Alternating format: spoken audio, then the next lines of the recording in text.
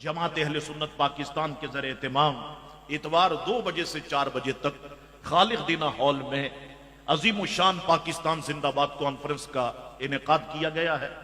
मैंने जिंदगी के मुख्तलिफ शोबों से ताल्लुक रखने वाले लोगों को दावत दी है कि वो सारे के सारे आए। इंशाअल्लाह ताजिर हजरात के नुमाइंदे भी आपको मिलेंगे, इंशाअल्लाह हमारे वकला भी आपको मिलेंगे, इंशाअल्लाह जजिस भी आपको मिलेंगे और फौजी अफसरान तक भी मैंने दावत पहुंचाई है कि आप भी आए, पाकिस्तान जिंदाबाद कन्वेंशन में शिरकत करें। इंशाअल्लाह ताला पैगाम हमने देना है कि हम सारे या रसूल अल्लाह कहने वाले अपनी फौज के साथ खड़े हुए हैं, अपने पाकिस्तान के साथ खड़े हुए हैं। अगर पाकिस्तान की तरफ कोई भी बुरी निगाह से देखता है या पाकिस्तान पर हमले की कोशिश करता है, फौज पीछे होगी, हम या रसूल अल्लाह कहने वाले इंशाअल्लाह आगे खड़े रहेंगे, अपने पाकिस्तान को बचाएंगे। ये पाकिस्तान हमारे बुजुर्गों ने बनाया, इंशाअल्लाह इसको बचाने की जिम्मेदारी हम सारे सुन्नियों पर आयद होती है। इंशाअल्लाह ताला हम इसे बचाएंगे।